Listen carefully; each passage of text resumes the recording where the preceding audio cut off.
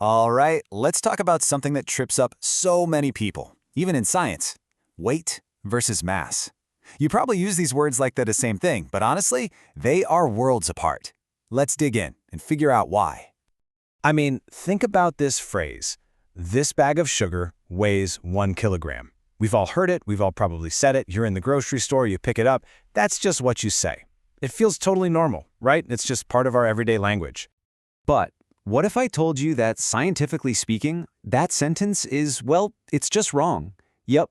And figuring out why it's wrong, that's the key to understanding a really fundamental, kind of beautiful concept about how our whole universe ticks. Okay, so let's settle this debate once and for all. We're going to break down the real difference between mass and weight. And spoiler alert, it's probably way simpler than you think. Okay, on one side, we've got mass. Mass is just the amount of stuff inside an object. You know, the matter it's made of. We measure it in kilograms, and here is the most important part. Your mass never, ever changes. It's constant no matter where you go in the universe. Now, on the other side, we have weight. Weight isn't stuff at all. It's a force. It's the pull of gravity on that stuff. We measure it in something called newtons, and because it's all about gravity, your weight can change a lot depending on where you are. So they're different, but they're obviously connected, right? How does that work? Well, it turns out there's this really elegant, super simple formula that links them together. And the cool part? It works everywhere in the cosmos. The missing piece of this whole puzzle is something called gravitational field strength. We just call it G for short. Think of G as like a gravity rating for a planet. It tells you how strong the pull is in that spot. Here on Earth, for example, our G is about 10 newtons per kilogram. That means gravity here pulls on every single kilogram of stuff with a force of 10 newtons. And that brings us right to the magic equation. Weight equals your mass multiplied by G. That's it. This little formula is basically the engine that takes the stuff you're made of, your mass, and turns it into the force that you feel pulling you down, which is your weight. Let's try it out with something simple, like an apple. Say an apple has a mass of about 0.2 kilograms. So we grab our formula. Weight equals mass times G. We just plug in the numbers. That's 0.2 kilograms for the mass, and we know Earth's G is 10. So 0.2 times 10, and boom, the apple's weight is 2 newtons. See? Simple as that. Okay, now for the really fun part. Let's take what we've learned and go on a little trip through the solar system. Because out there, in space, the difference between mass and weight gets, well, it gets super obvious, and honestly, it's just really, really cool. Just remember that one golden rule. The amount of stuff you're made of, your mass, is always the same. It doesn't matter if you're standing on Earth, bouncing on the moon, or kicking up red dust on Mars. But the force of gravity pulling on you, oh, that, your weight, is going to change. A lot. Just take a look at this. This shows you the different gravity ratings, the G values, for some of our neighbors. You can see Earth, our home base, is a solid 10. But then look over at Mars, it's only a 4. And then there's the big guy, Jupiter, with a whopping G of 23. Trust me, these numbers are going to make a huge difference.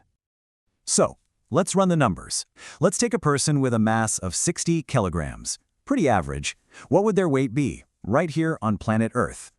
Easy enough, right? 60 kilograms times our G of 10 gives you a weight of 600 newtons. Okay, so that's our starting point. Remember that number, 600. All right, now imagine we could magically teleport that exact same person, still 60 kilograms of mass, nothing's changed there, over to Mars. What do you think happens to their weight?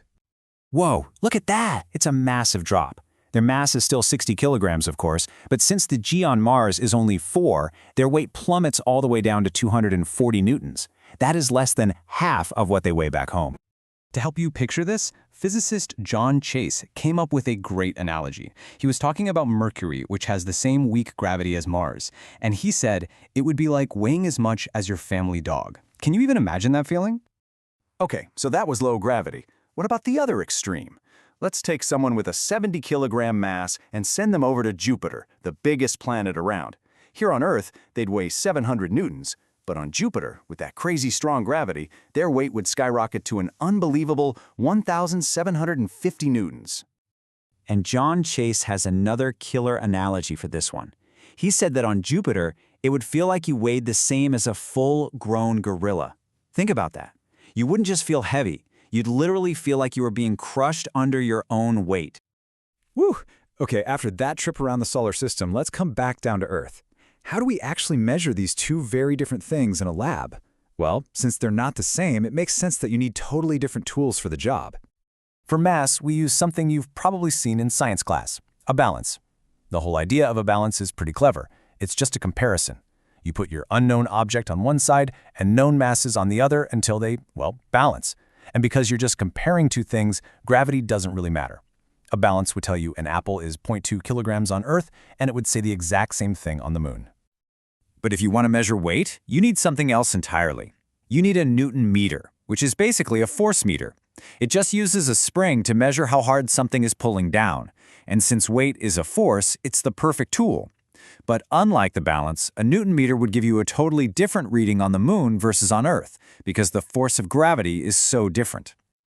So there you have it. We've untangled one of the biggest misconceptions in science. You now know that your mass, that's the real constant you. Your weight, that's just a temporary relationship you have with whatever planet you happen to be standing on. So it kind of leaves you with a fun question to think about, right?